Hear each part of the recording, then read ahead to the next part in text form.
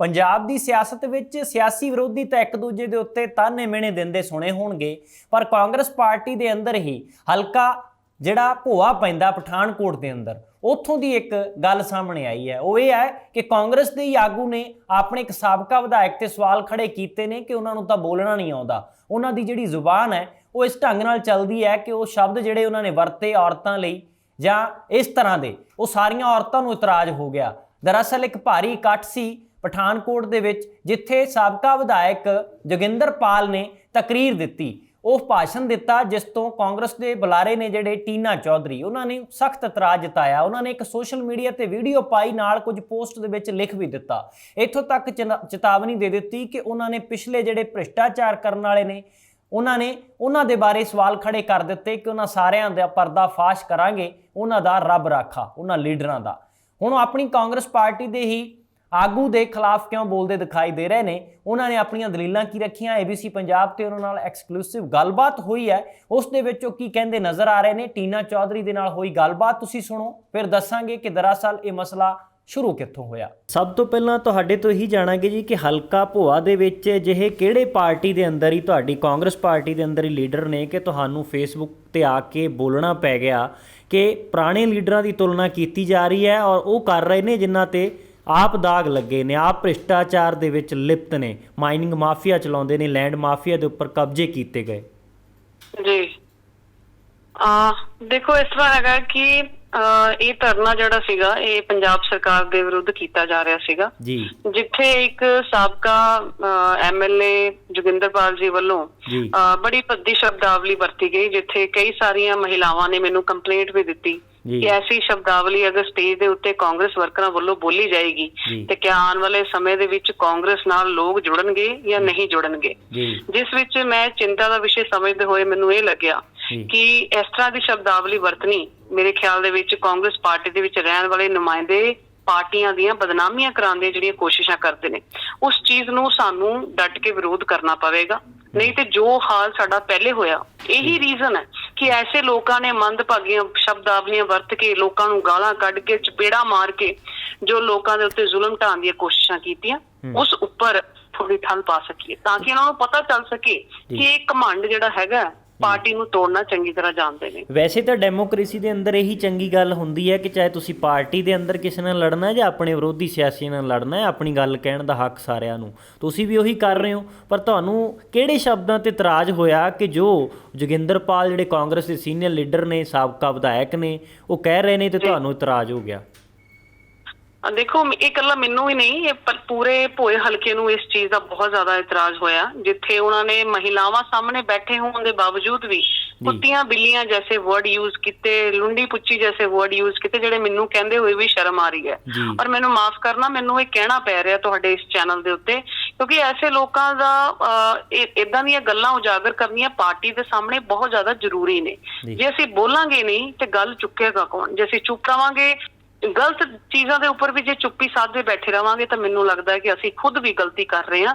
ਔਰ ਜਦੋਂ ਤੱਕ ਲੋਕਾਂ ਦੇ ਸਾਹਮਣੇ ਗੱਲ ਨਹੀਂ ਲਿਆਵਾਂਗੇ ਕਿ ਅਸੀਂ ਆਪਣੀ ਪਾਰਟੀ ਦੇ ਵੀ ਲੋਕਾਂ ਨੂੰ ਨਹੀਂ ਬਖਸ਼ਾਂਗੇ ਗਲਤੀ ਕਰਨ ਵਾਲਿਆਂ ਤੇ, ਤਾਂ ਲੋਕਾਂ ਨੂੰ ਸਾਡੇ ਤੇ ਯਕੀਨ ਕਿਸ ਤਰ੍ਹਾਂ ਹੋਏਗਾ? ਤੁਹਾਡੀਆਂ ਇਹਨਾਂ ਗੱਲਾਂ ਦੇ ਕਰਕੇ ਬੇਸ਼ੱਕ ਤੁਸੀਂ ਆਪਣੀ ਗੱਲ ਰੱਖ ਰਹੇ ਹੋ, ਪਰ ਤੁਹਾਡੀ ਸੀਨੀਅਰ ਲੀਡਰਸ਼ਿਪ ਇਸ ਗੱਲ ਦੇ ਉੱਤੇ ਵੀ ਕਹਿ ਸਕਦੀ ਹੈ ਕਿ ਹਲਕੇ ਦੀ ਆਪਣੀ ਸਿਆਸਤ ਇੱਕ ਦੂਜੇ ਤੋਂ ਅੱਗੇ ਵਧਣ ਦੇ ਕਰਕੇ ਤੁਸੀਂ ਪਾਰਟੀ ਨੂੰ ਸ਼ਰੇਆਮ, ਪਾਰਟੀ ਦੇ ਲੀਡਰਾਂ ਨੂੰ ਸੋਸ਼ਲ ਮੀਡੀਆ ਤੇ ਕਿਉਂ, ਪਾਰਟੀ ਦੇ ਅੰਦਰ ਰਹਿ ਕੇ ਕਿਸੇ ਮੀਟਿੰਗ 'ਚ ਗੱਲ ਰੱਖੀ ਜਾ ਸਕਦੀ ਹੈ?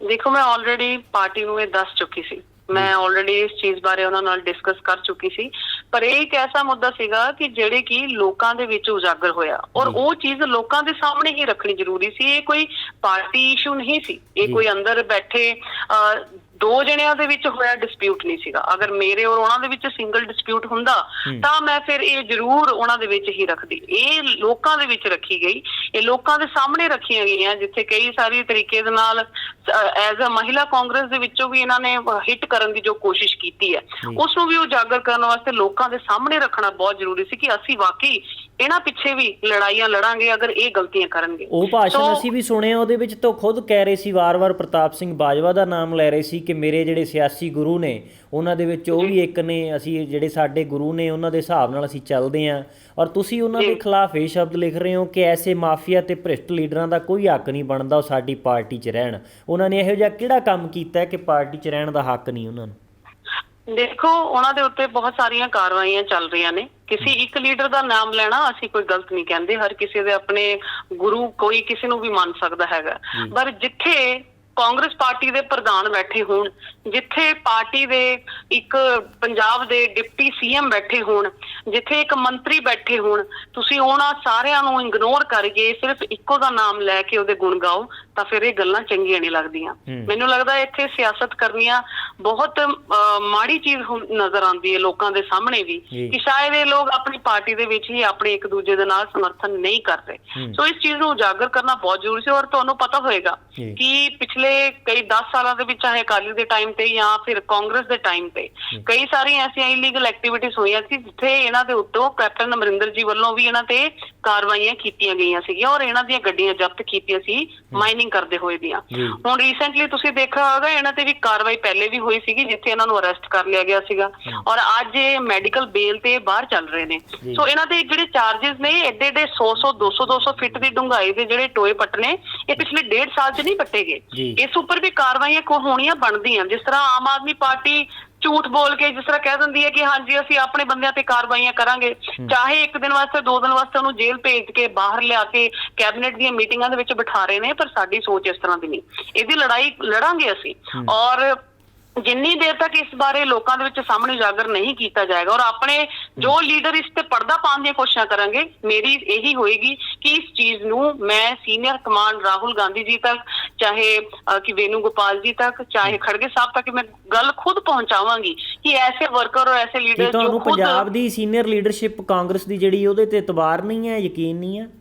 ਨਹੀਂ, ਬਿਲਕੁਲ ਹੈਗਾ, ਪਰ ਉੱਥੇ ਵੀ ਦੱਸਣਾ ਜ਼ਰੂਰੀ ਸਮਝਦੀ ਹਾਂ। ਮੈਂ ਖੁਦ ਚਾਹੁੰਦੀ ਹਾਂ ਕਿ ਮੈਂ ਉੱਥੇ ਜਾ ਕੇ ਵੀ ਆਪਣੇ ਹੱਥੀਂ ਇਹ ਚੀਜ਼ ਦੀ ਕੰਪਲੇਂਟ ਦਵਾਂ ਕਿ ਜਦੋਂ ਕੋਈ ਆਪਾ ਭੁੱਲ ਕੇ ਆਪਣੀ ਮਰਿਆਦਾ ਪਾਰਟੀ ਦੀਆਂ ਪ੍ਰੋਟੋਕੋਲ ਤੋਂ ਬਾਹਰ ਜਾਣ ਦੀਆਂ ਜੋ ਕੋਸ਼ਿਸ਼ਾਂ ਕਰਦਾ ਉਸ ਤੇ ਕਾਰਵਾਈ ਕਰਨੀ ਜ਼ਰੂਰੀ ਹੈ। ਤੁਹਾਡੀ ਲੜਾਈ ਤੇ ਹਿਸਾਬ ਦੇ ਨਾਲ ਡਬਲ ਹੋ ਗਈ, ਇੱਕ ਆਪਣੇ ਵਿਰੋਧੀ ਸਿਆਸੀਆਂ ਨਾਲ ਲੜਨਾ, ਸੱਤਾ ਧਿਰ ਨਾਲ ਲੜਨਾ, ਔਰ ਦੂਜਾ ਤੁਹਾਡੀ ਪਾਰਟੀ ਦੇ ਅੰਦਰ ਹੀ ਲੀਡਰਾਂ ਨਾਲ ਖਿੱਚੋਤਾਣ।